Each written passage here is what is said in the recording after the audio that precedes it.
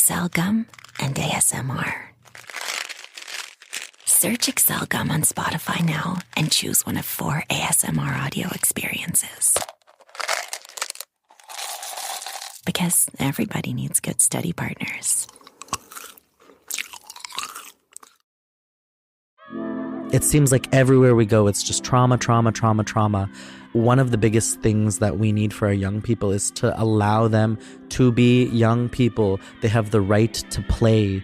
They have the right to have fun. They have the right to laugh and to not feel bad about it.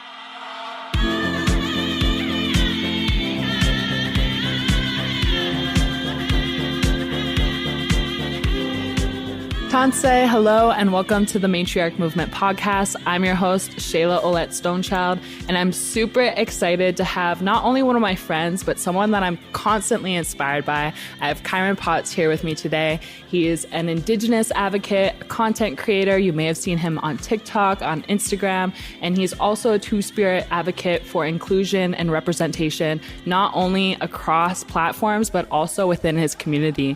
Kairyn Potts, thank you so much for being here and for joining us on the show here today. Ish, hi. Thank you so much for having me. I'm pumped to be here. Was there anything that I hadn't mentioned that you want to introduce the audience to? No, but you made me sound so cool. Here's the thing. Whenever I do like a bio, or if I'm having somebody else read my bio, I feel like they get sick of like, he does this and he does this and he does this and he does this. But the thing is like, that's what I do. It's hard to be like, oh, I just do this one thing, because I don't really know too many Indigenous artists, especially in Toronto, who like just do one thing. So, well, I mean, we're entrepreneurs. You kind of have no option but to do like several things at once. I've only just started taking that identity on in the last like year. I was also going to say, and you're a triple Gemini. So like you have 16 different personalities already. Yeah, you'll meet about 6 of them here, hopefully. But I'm curious to know, like, where did this really start? Like, tell me about little Kai. Like, what made you want to get into being an advocate for Indigenous issues and for Indigenous rights? I always tell people that my sort of existence as a political person wasn't really my choice. And I think that's true for a lot of Indigenous youth, is like, I don't get to choose whether or not I get to be political. I have to be. Everything that I do ends up being for some larger idea or, you know, some movement. And ever since I was a kid, I was always involved in the government, because I became aware of the government at a really young age. When I was like 6 months old, that was the first time I was ever apprehended on an emergency basis. So like, we're talking, you know, cops kick the door down, I'm thrown over the shoulder of like a fireman, and I'm put into a cop car and like taken away. And like, emergency apprehension only happens when there's like acute threat to life of the child. And that happened 4 times before I was the age of 5. Wow. Literally Christmas Day is when I was apprehended. That was the trajectory of my life, was like, I knew I was going to be involved in this somehow, no matter what. Because I didn't age out of care until I was 24. Well, that was going to be my next question, is where did you grow up? So I was born in Edmonton, in Amiskwaciwâskahikan, in Treaty 6 territory. That's my home. But like I said, I was apprehended. I was actually put in foster care for 4 years. So between the ages of 4 years old and about 8, I was living in a small rural town called Sherwood Park, which is about half an hour, 40 minutes outside of Edmonton. I grew up there not knowing that I was Indigenous, not knowing if my mom was dead or alive, not knowing any of my other family members.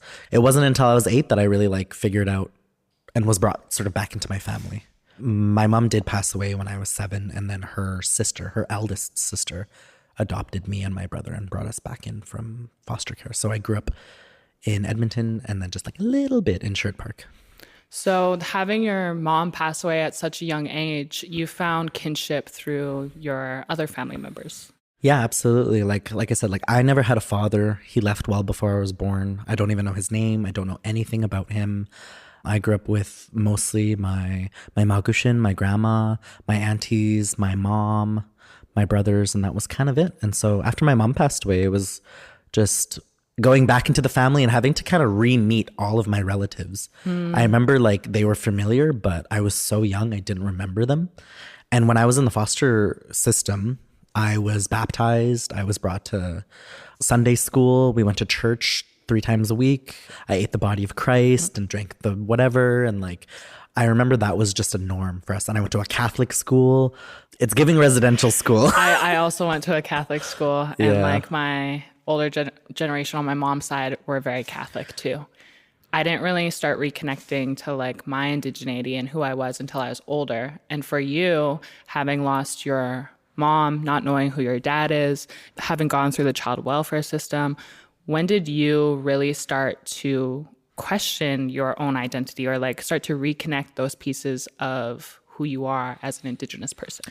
Really young, because no matter how white I thought I was, when I was younger, I was so dark. I know I'm not as dark now, but when I was young, I was really brown and I looked very Indigenous. And so no matter how much I thought I was white, I didn't look like my blonde-haired, blue-eyed friend Jason on the bus. I was different always, and I felt different always. And I knew I didn't look like other people. And I knew that there was something else there, because I knew that I was in a family that wasn't my family.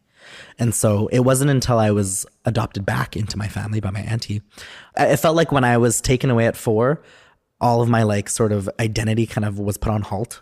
And then when I was 8 and brought back into the family, I was able to pick back up where I left off. And I was so lucky. I grew up in multiple reserves. I grew up a lot in the Enoch Cree Nation, because I had family who was married into a family there.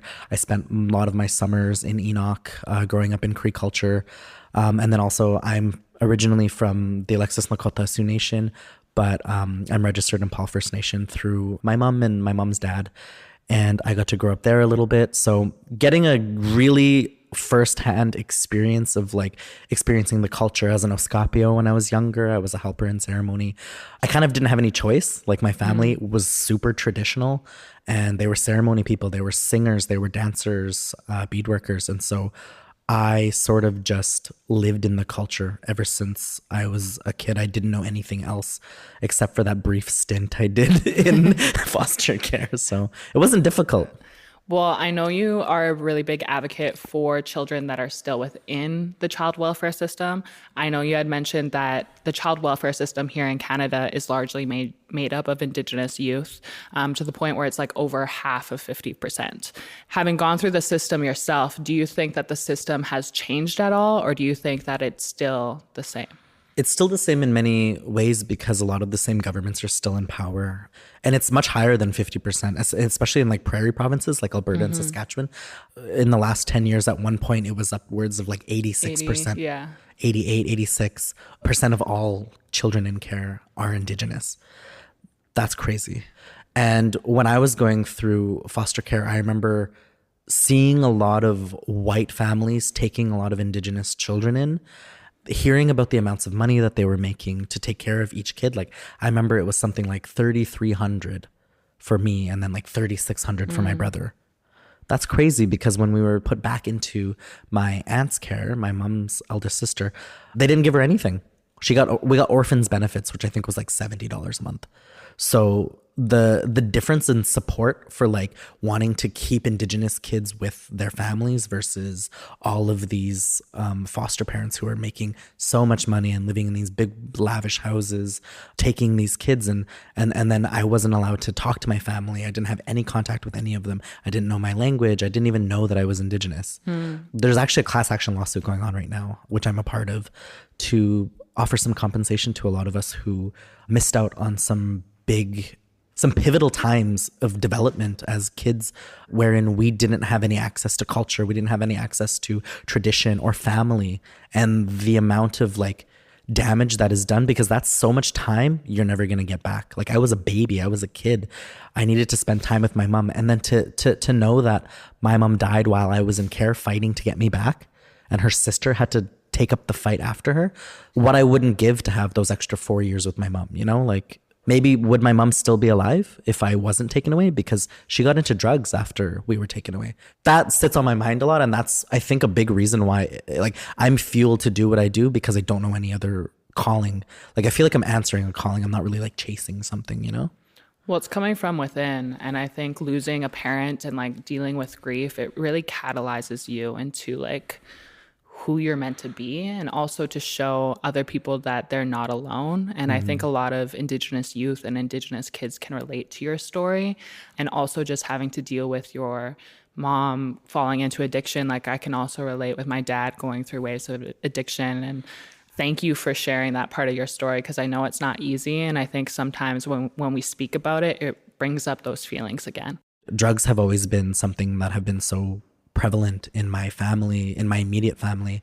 My older brother Dominic actually passed 3 years ago in April from an overdose. And I just lost my sister last month, 4 weeks ago, to drugs. And so drugs kind of have like infiltrated every single area of my life. And that addiction that comes with that, it really has just left this wound, I think, that I'm still always trying to heal. But one thing that came out of it was the fact that, like, my path has never been more clear. I know what I need to do. I get so passionate and so involved when I'm trying to help young people get out of mental health issues or navigate the system, and trying to give them tips and support on how to survive what so many young people don't survive. Mm-hmm.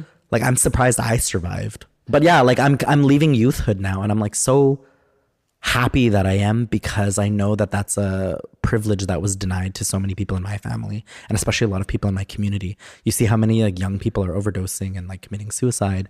It's so sad. And so I count my blessings, and I'm glad that I was able to make it through. But now it's my turn to do my best to make sure that I help as many young people as I can. Mm-hmm. Well, and I think that brings me kind of to my next question of why Indigenous representation and inclusion is so important, not only within social media, but within campaigns, within podcasting, within gaming.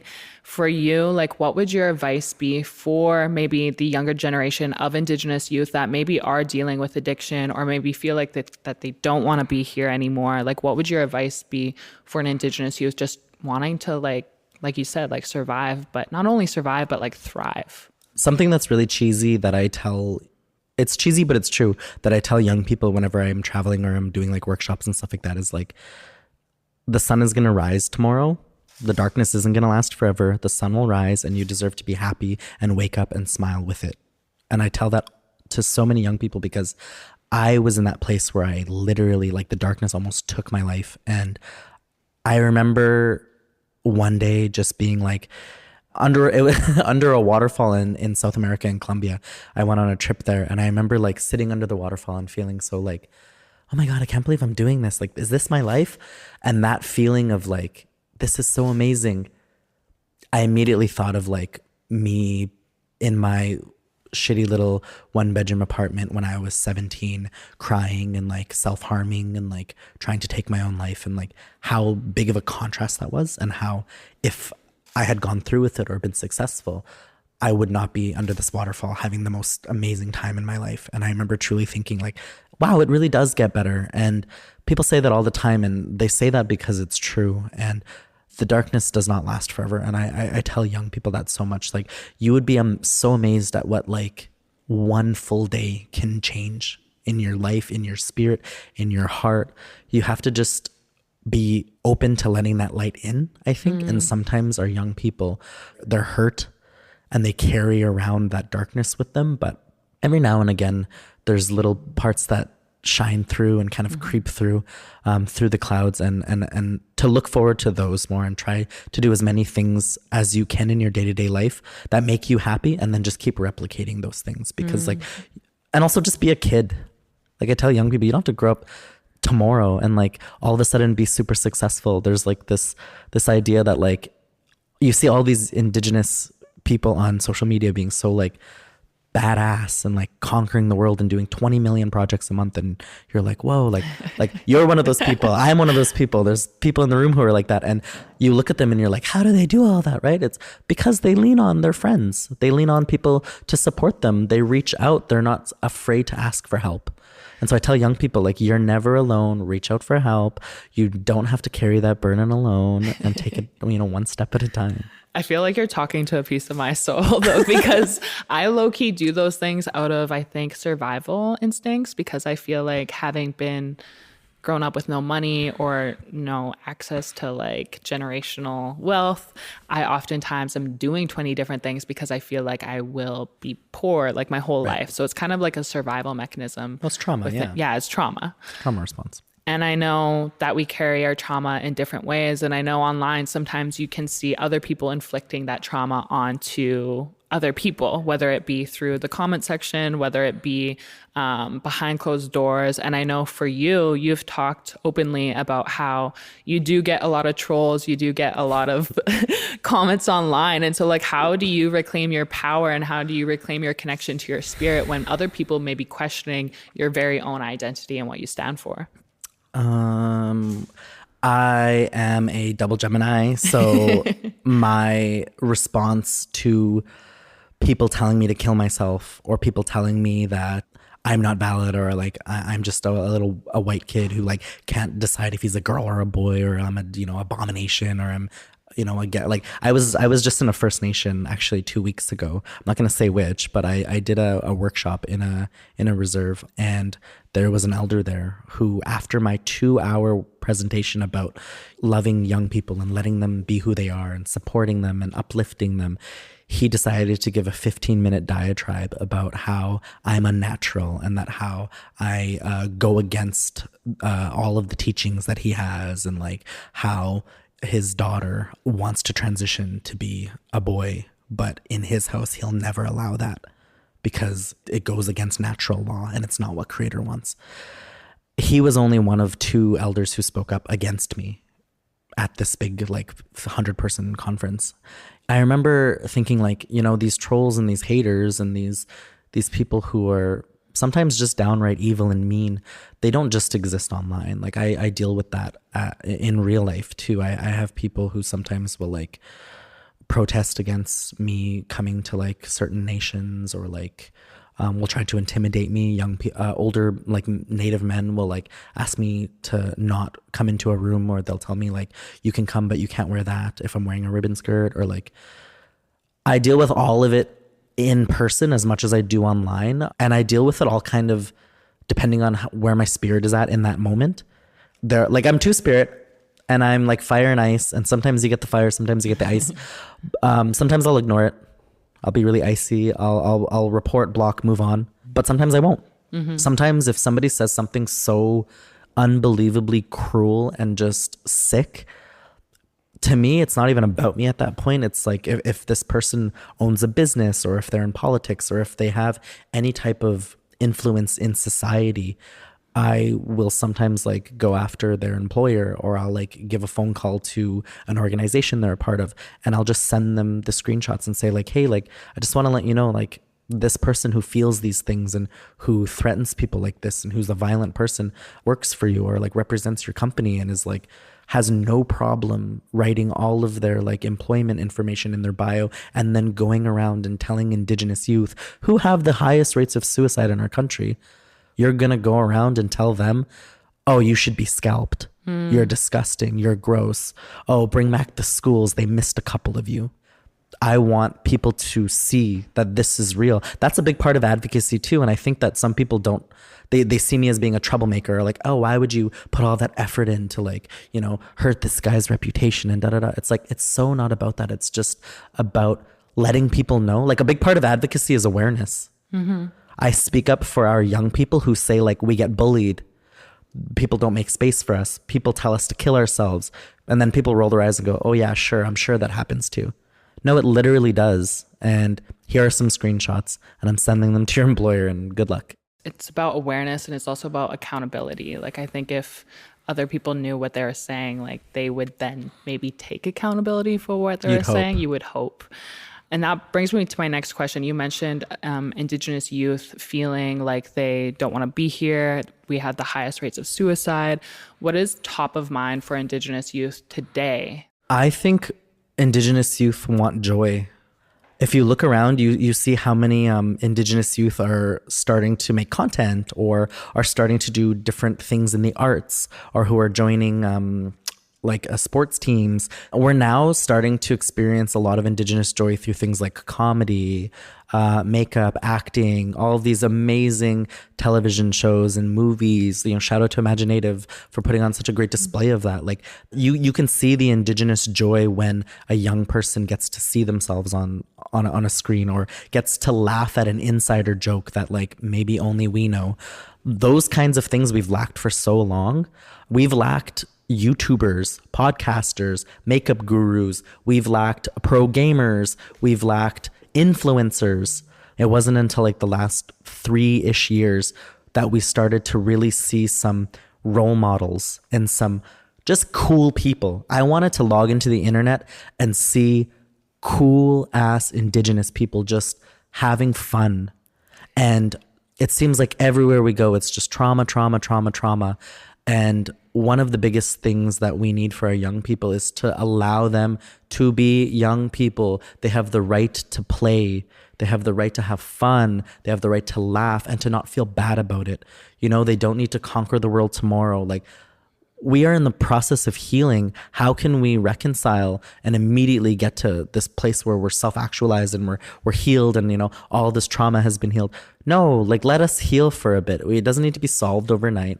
I think our young people just need a break a little bit sometimes, and like to not be pressured by everyone to go to university and get a degree tomorrow, and like make sure you make your family proud and learn your language while you're at it and go back to ceremony, but also move away to the big city and make something of yourself and make a lot of money and buy a house and do this and do that. And it's like, they're just trying to eat and, smile every once in a while sometimes. No, now that you say that, there is kind of like a lot of responsibility on your shoulders, not only like for your family, but also your community. And yeah, you just feel like you hold maybe sometimes a lot of weight. I know when I'm saying yes to certain things, I'm not just thinking about myself, but I'm thinking about like, oh, is this going to align with even my community? And there's a lot of things that are at play. But you did mention the power of Indigenous representation across all platforms. And that brings me to my next question of, could you tell listeners a little bit about Nietzsche Clan? I know you funded Nietzsche Clan, which is really focused on amplifying Indigenous voices and representation within the gaming world. How has that experience been for you? And what is Nietzsche Clan all about? It's been absolutely phenomenal. I co-founded Nietzsche Clan with one of my good friends and just OG native influencer extraordinaires, Shannon Baker. And we founded Nietzsche Clan in 2022. Yeah, 2022. It started as just this small little idea. We met in LA. I was just a big fan, and we ended up getting to go out for like food together, and we were sitting together, and she's like, I can't believe you're a gamer. And I'm like, I can't believe you're a gamer. Like, what the heck? And we just like bonded over food. And then I remember we were sitting together later after we had filmed a series of mine called Res Mean Girls. I remember we were sitting together later, and she was like, why isn't there like a gaming organization for Indigenous people? Like, I only like playing with Indigenous people who like are friendly. We bonded over this shared annoyance of like the most basic, toxic, shitty little white kids who scream at you in online video games, call you every name in the book. They're so rude to women, and they're so homophobic and transphobic. The internet is just not a safe space. And especially in like competitive gaming, it's vile. It's so bad.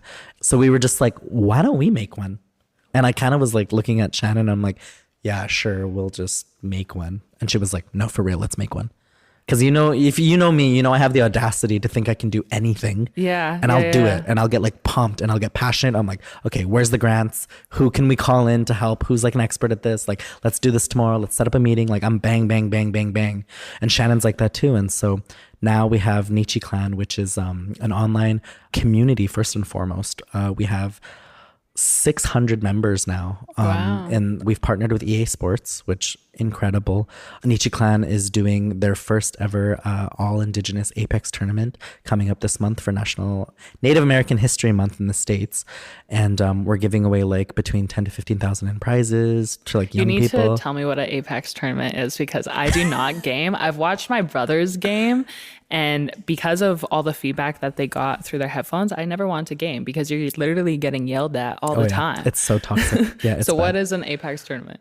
Apex Legends is a video game. It's a battle royale game. Okay. Which means you're in a plane and there's 100 of you. You jump off the plane onto an island, And then a ring of like death comes in, and you have to be the last team to survive at the very end. Okay. That's as simple as I can make it. That's a pretty good explanation. Yeah. I have to give it to you. EA is the creator of that game. And it's Okay. probably one of the most, if not the most played game by Indigenous people. And so what does indigeneity have to do with gaming? Like how do they kind of go hand in hand? Well, Indigenous people have been at the forefront of technology and innovation and of creating games and creating fun. We have been having fun and creating really intricate games. Like we're talking way back, like, you know, those games where they put the little hoop and they shoot the arrow through it. Then they have like lacrosse, like sledding, all of these like really amazing games. Like Indigenous people have been masters of technology. It's such a shame that there are so many barriers to entry in video games, because look at our reserves. Look at where most of our Indigenous people live. They can't even open Facebook, much less live stream or do content creation or like play video games online. There's just no way. And many of them are living in poverty. They don't have access to that kind of stuff. And so part of Nietzsche Clan's goal is I'm reaching out to Rogers and Bell, and I'm going to try to host LAN tournaments. LAN meaning local area network, meaning you're in the same room together. Okay. So LAN tournaments in different nations and challenge these big conglomerates to fund connectivity and give Wi-Fi and internet to, like, good internet to these nations. And that'll just create so many more opportunities. That's why we don't have Indigenous people in gaming. It's why we don't have them in video game design, in voice acting, in 3D animation. We don't have them in like game casting, or, you know, they're not YouTubers and stuff like that, because many of them just don't have the access to A, the technology, B, the training, and then C, just the internet. That's why also wellness is a privilege. Having access to like wellness sessions online and virtually is a privilege in itself. And healthy food. And healthy food, exactly. Yeah. Like there's so many things. I think that's a great idea that you're getting these kind of big players to hopefully fund Nietzsche Clan and to also fund all the other things that you're up to. What has that partnership been like for you through EA? It's been really good. Actually, the way that it started was 2 years ago. I got a random DM from an artist who was not Indigenous, but was a part of a like diversity and inclusion committee or council in EA. And she was like, we don't have, like, I'm a big fan of yours, Kai. I work for EA. I didn't realize you were a gamer. I do a lot of the artwork for FIFA, for the FIFA game. And I'd love to meet you. Like, I would love for you to come in and talk to like our group about like Indigenous representation and things like that. So that was 2 years ago. Right. Like in like mid-COVID. I ended up moving to Vancouver for a little bit, for like 7 months. While I was there, I got to go and meet them in person, EA, and had supper with them. And then that partnership just, it was a long time coming. Like, I've been barking up that tree for so long. And then finally EA was like, hey, we want to do a campaign with you and Nietzsche Clan. And so we did the Sims 4 partnership with Nietzsche Clan a few months ago. And it was the first sort of big thing that Nietzsche Clan did right at launch. It was so incredible. And it was so much fun to bring in other Nietzsche Clan members who I had personally recommended. It was nice to see the conversations of like back and forth emails for 2 years to now they're going to be helping us with sponsoring the tournament. And we just did the Sims 4 thing. And it's a lot of hard work trying to convince white people that Indigenous youth are worth it. I remember in one meeting, they were like, well, what kind of portfolios do you guys have in terms of like being a gaming organization? And like, what have you done? Like, how are we going to get a return on our investment? Da, da, da. And I remembered being in the meeting with them, and there was like 6 of us in there. And I remember saying like, we don't have any of that. I don't think you understand. Like, Indigenous, we're starting from scratch here. We're asking you to take a leap of faith on us because we need it, because we're so underrepresented, because no one else is going to do it. How are we supposed to get to here if we can't even enter the playing field? Like, you need to take a chance on us. And I promise you, it's going to be worth it, because Indigenous youth are incredible and they're so creative. And like, you will get the return on investment by knowing that you're literally decolonizing Canada and decolonizing a really underrepresented area in media, which is esports.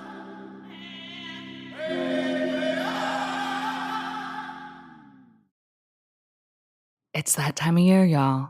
Welcome to Excel Study Beats, brought to you by Excel Gum,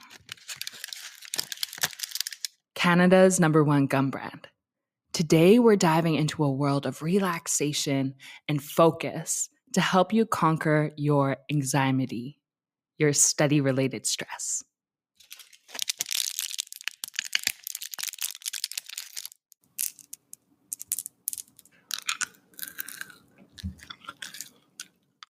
Excel Gum understands the challenges you face during exams, and that's why they're introducing Excel Study Beats. It's a program designed to support students at Canadian colleges and universities.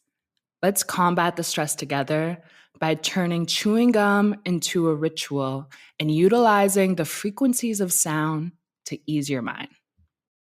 Now, imagine combining the power of ASMR, a popular study aid, with the soothing sounds of gum. That's exactly what Excel Gum has done with Excel Study Beats. Excel is providing exclusive ASMR content. Search Excel Gum on Spotify. It's the perfect study companion. A journey of blissful sounds await you, ready to enhance your study sessions and soften the tension of thought. Happy studying, and may success be your sweetest reward.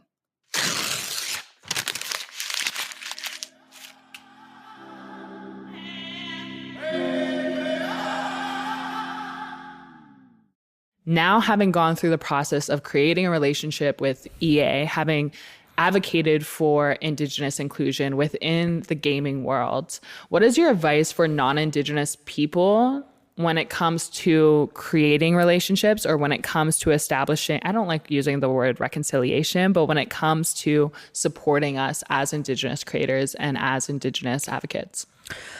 Oh, there's so many things that they can do. Prioritize hiring Indigenous people. And when you're going into collaborations with Indigenous people, understand the worldview and the perspectives that we're coming from. I think it's really important to educate yourselves on like who Indigenous people are, where they live, whose land you're on, basic things like that before you even go into like working with Indigenous people in your business. Create opportunities for mentorship, create positions wherein you can use your experience to maybe help out an Indigenous person who wants to be a part of that sector or wants to be a part of that field, who maybe doesn't have the experience or the whatever opportunities. Go in and make those, and make it a point to like create them and to go out and seek someone to fill that role, and create training for any type of team you're on, whether it's a nonprofit or a company or whoever in a school. Like, you need to make sure that people are constantly being educated. There's so many people who, it's so frustrating trying to like explain something so that I think is so basic about Indigenous people, and having people be like, what's that? Like, oh, I have an Inuk friend. Oh, what's that? Like, like we're so for some people, we're starting way before like they don't have any of the knowledge to even like have a conversation about your identity or about your lived experience. And so I think that sometimes it's just about going back to the basics. Like, there's a free course through the U of A that like Dan Levy even like famously endorsed, that is so good. That is free. It's in modules. It's at your own pace. Everyone should be taking that as just like a bare minimum to undo a lot of the like downright propaganda and all of the education and curriculum that has been left out and purposely misinterpreted and rewritten in schools, especially where I grew up and you grew up in Alberta, like learning about the fur trade and all that kind of stuff, and realizing it was all just bullshit, and like, and then not even hearing about Indigenous people until I'm in like university. Yeah. But meanwhile, I'm learning about Brazil, and I'm learning about Japan, and I'm learning about China, and I'm learning about, and I'm like, none of these people even like have even heard like one Indigenous word in their lives, and yet they live in Amaskituaskahikan. Like, anyway, so. No, I haven't even taken that course, so I should be listening to you right now. Take it. It's free. Well, and I think going back to basics too, I think the term Two-Spirit is also very new to a lot of people that are non-Indigenous or that are learning about Two-Spirit identity right now. And so in your own terms, how would you define what being Two-Spirit means to you? It's a good question because there's a lot of controversy, I think, surrounding the term Two-Spirit and the way that people use it.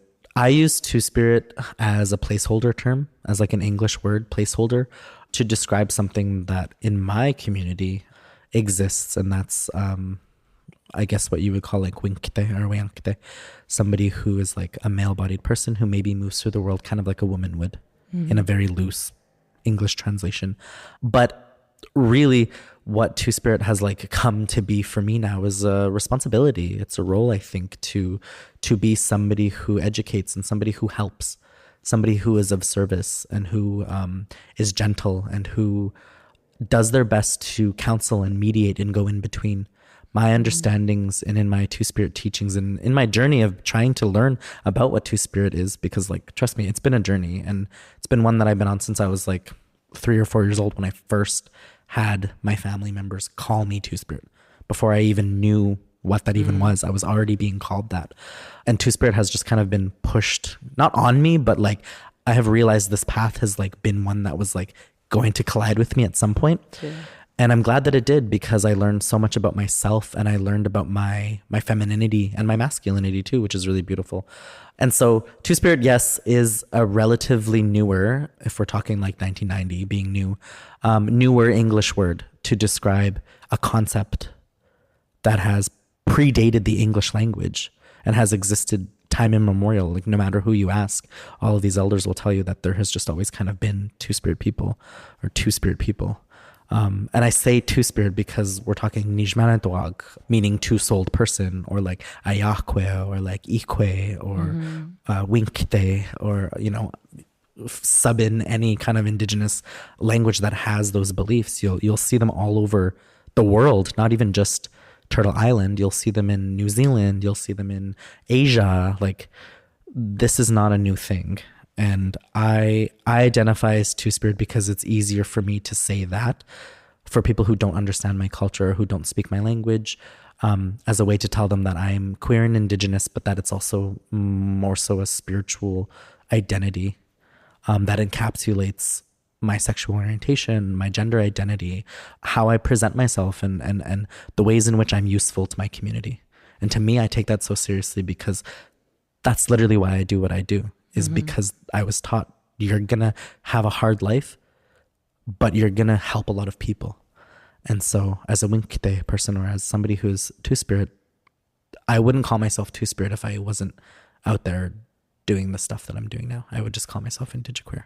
I've often heard the term Two-Spirit defined as in having a balance of the masculine and the feminine. Would you say that that's kind of how it is? For me, yeah. Maybe not for everybody. I know a lot of Two-Spirit people who are just like super mask, right, or who are like super femme, and that's fine too.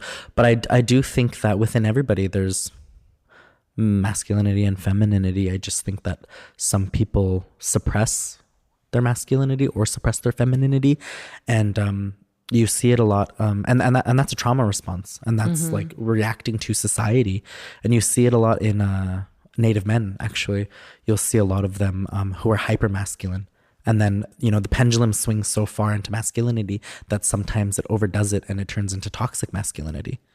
And that's not to say that all masculinity is toxic, because it's not. Masculinity is beautiful and it's vital. But what I don't agree with is toxic masculinity, wherein we're hurting our feminine people, we're hurting our women, our Two-Spirit people, and we're allowing that masculinity to suffocate the room and to be shoved down people's throats. Ironically, a lot of people tell me I shove my sexuality down people's throats when all I'm doing is just existing and wearing makeup and maybe some heels. And that just gives a visceral reaction to some people because they don't love themselves. I love myself. I'm okay with who I am. I walk through the world with my head held high, and I love every version of myself, whether I'm masculine or feminine or somewhere in between. And there are a lot of people who don't love themselves. And when they see somebody having the audacity to live their life so free, it hurts them because they want to love themselves too. And they wish that they could unshackle themselves from that version of themselves that life and society needs them or tells them that they should be. And that's a prison. And I don't live in that prison.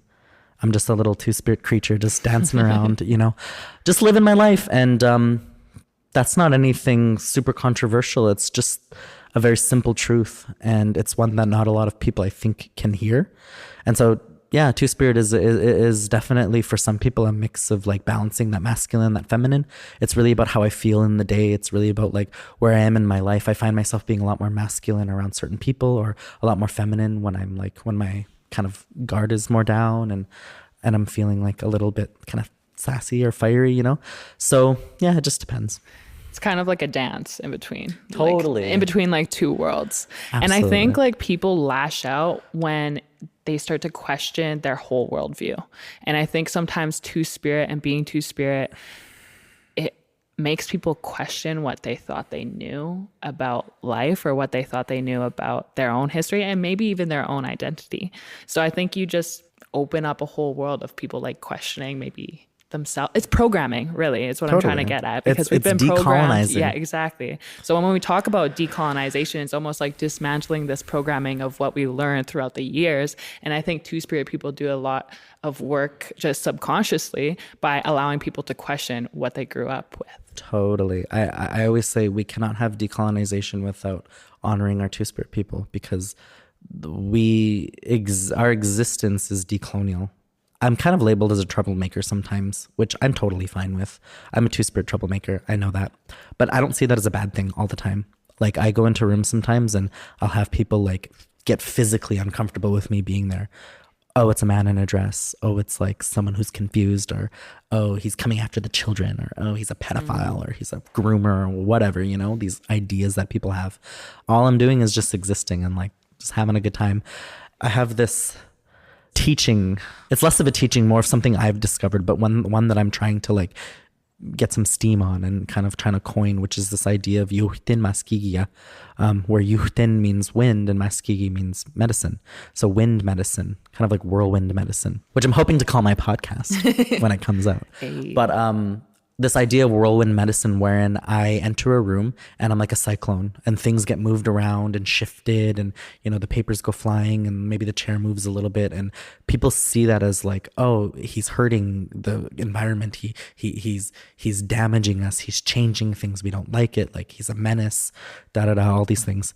And sometimes I am a menace, but it's usually for a good reason. And after, you know, the dust settles and the wind kind of chills out, you'll start to realize that all of the things that have shifted naturally with the wind have kind of needed to. And maybe that, you know, chair looks a little better there, and maybe those papers needed to be shifted that way.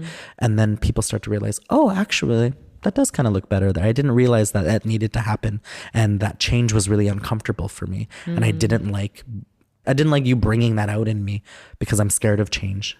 And I want to go with the status quo, and I want to go with what the Bible has taught me. I want to go with, you know, what I'm programmed to think. And so sometimes it's as simple as me just walking into a room and just being who I am, and just watching the stares and like seeing people, like you can see it on their face where they're just like, this doesn't make sense. I need to box you somewhere and I can't. You don't fit into my boxes, and that angers me. I think it comes down to control too.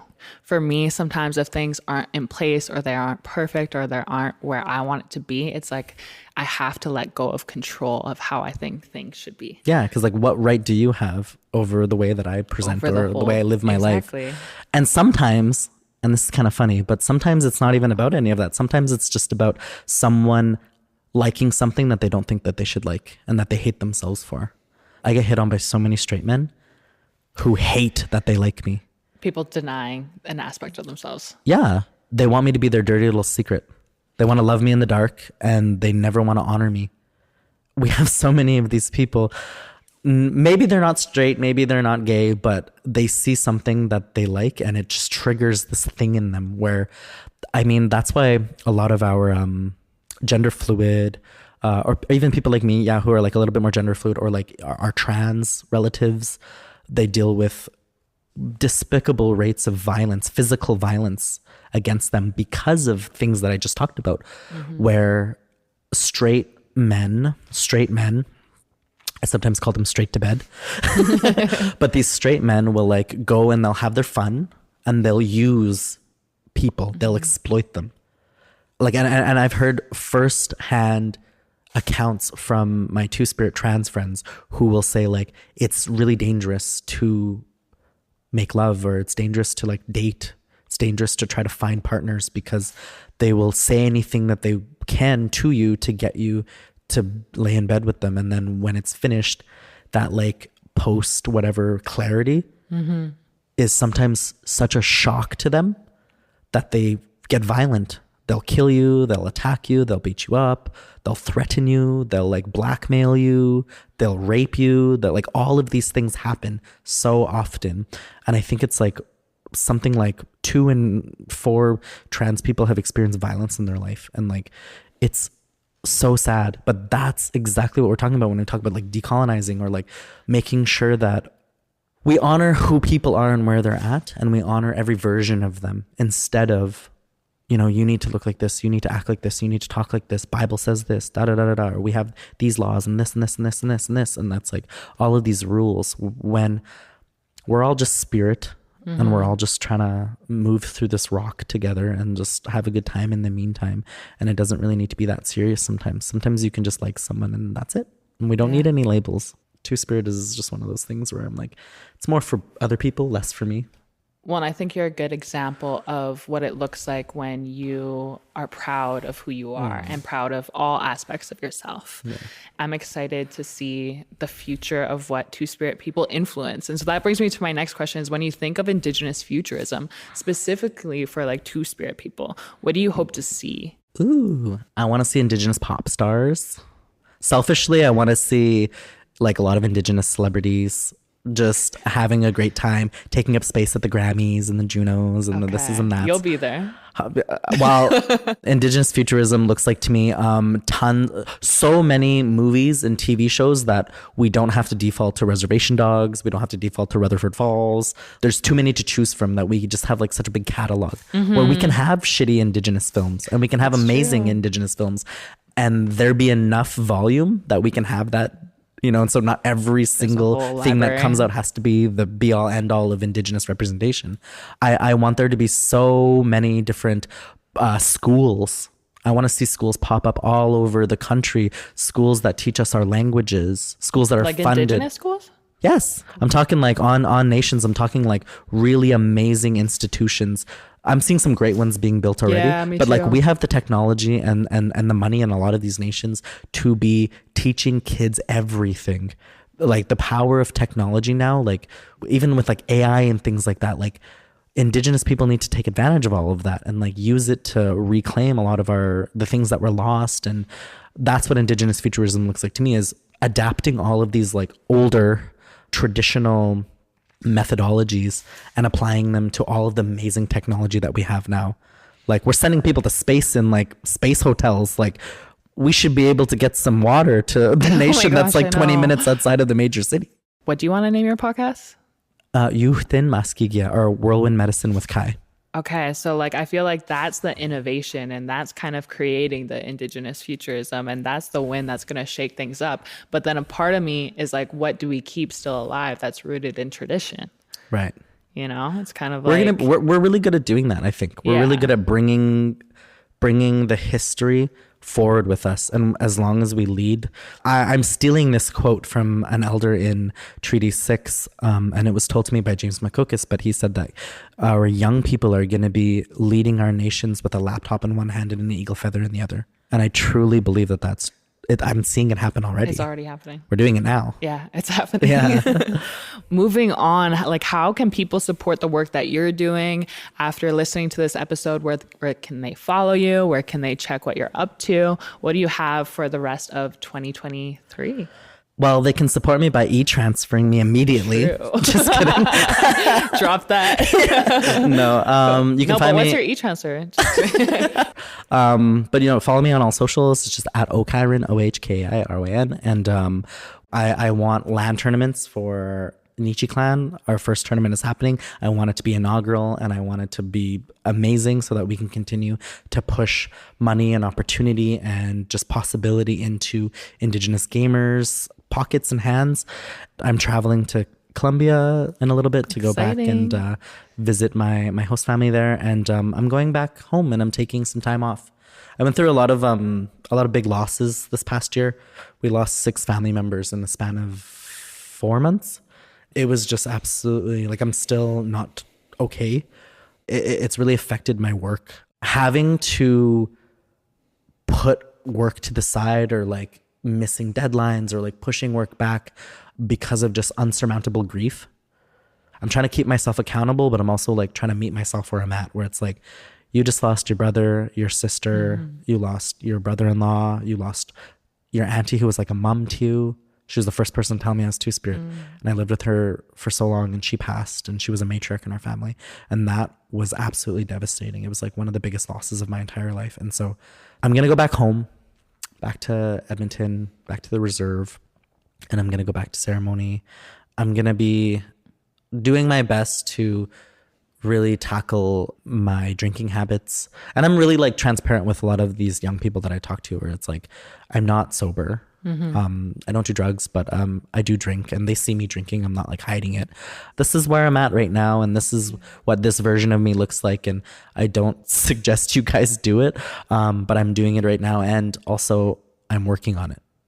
Just always being really transparent about, you know, where I'm at, and going home and just trying to heal my body, which has been through hell. I need to make sure I'm exercising, I'm feeding myself good food. And then I also want to just go to ceremony, and I want to like continue to do some hardcore therapy. I see a therapist every 2 weeks. I want to see somebody for, which everyone should do if they have addicts in their life, is I'm going to go to Al-Anon. Okay. Which is a support group for people who have loved ones that are addicts. I didn't realize that that was a resource for a very long time. And then when I heard it was a resource, I kind of didn't take it too seriously, which I'm sad about. Now I'm like really going to give it a big solid chance, and I'm hopeful. So that's what's coming down the pipe for me. It's not like super extravagant. It's actually the opposite, where I'm like taking like 2 months off of work and like not doing anything. But I think that that's going to be the best version of me, like the best move for me. And then once Kai gets back to where he needs to be, then I'm just going to just explode back with all of my great projects and keep them on the go. Well, I think it's dismantling perfectionism, and that, yeah, it's hard. I've been learning it, and I'm glad that you're actually taking actions and steps for your healing. Because for me, I disassociate a lot, and I check out and act like nothing's happening, and then it starts to reappear itself. And my mom actually loves those meetings. So my mom has found a lot of like support, because my mom's also dealt with my dad was an addict, so she would attend those meetings, and she still attends them like 20, 30 years later. So yeah, I always tell young people, even if my life was perfect and there was nothing going on, I would still see a counselor. Counseling doesn't mean that you're weak. Nothing. In fact, it's preemptive. Like it's proactive medicine. It's making sure that you're equipped and you have support to deal with sort of anything that comes down your pipe. Even if it's like, oh, I got a paper cut. Oh, my life is over. Like, well, let's talk about it, you know? I'm not going through anything similar as to you. And I want to say like, thank you for sharing that. And also just being so honest and truthful here. There's a lot of medicine in knowing where you're at, really, really where you're at. And I would say that for me, having gone through this past year and having said yes to everything because of that survival mechanism, I realized that I didn't have those systems in place for me to feel my healthiest or for me to feel supported. And so like you're saying, it's like about creating those systems all year round so that when we do maybe don't feel, or something happens in our life. Not even maybe, something will happen. Something will happen. That's just the way life is. But you're ready, and you've trained, and you're good that when it hits, it doesn't rock you. You can just kind of, it'll graze you a little bit, and you're like, oh, I know what this is.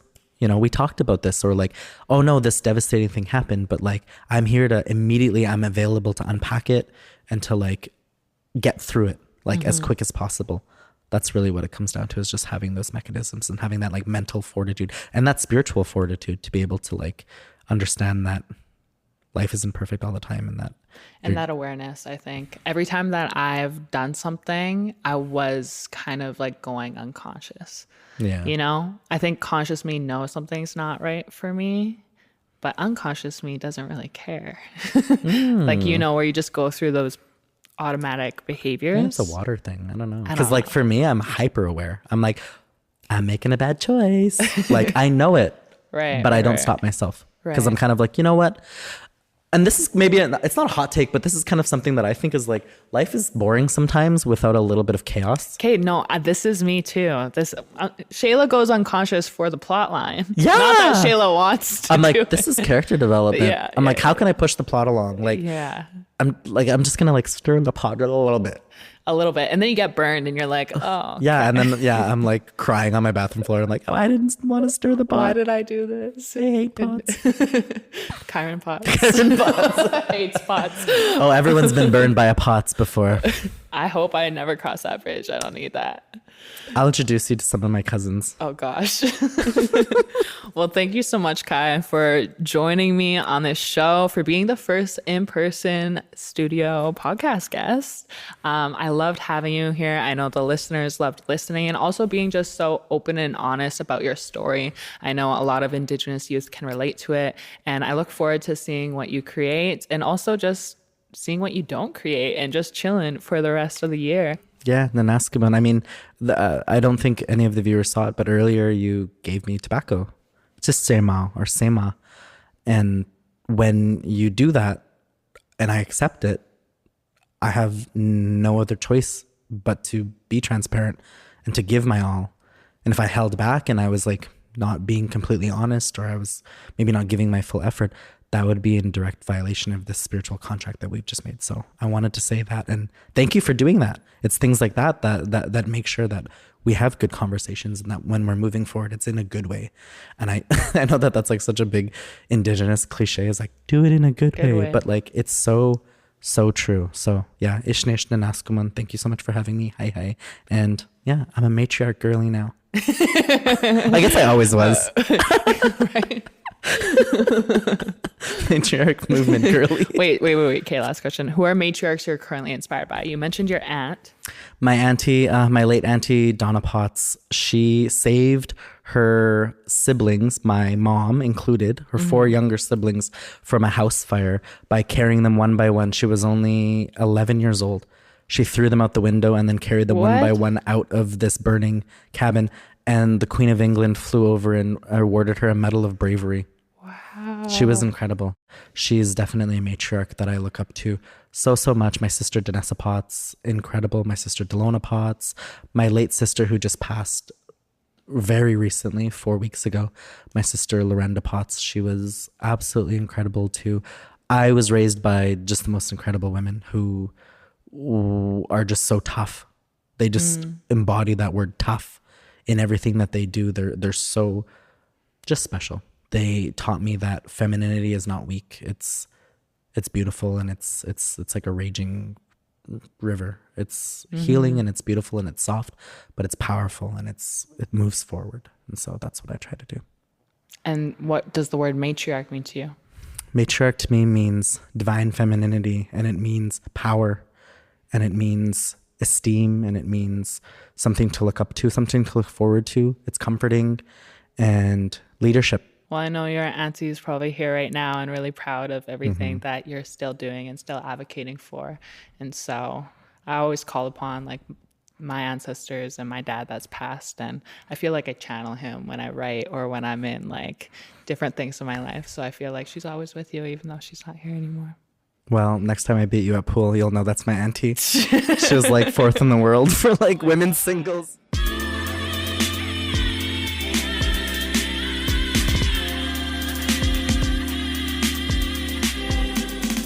Thank you, hi, for listening to the show. If you like the podcast, check your podcast app now to make sure you're subscribed. I'm Shayla Oulette Stonechild. You can find me along with more info on Matriarch Movement on Instagram at Shayla0H. And my podcast producer is Kattie Laur, and I'll talk to you again soon.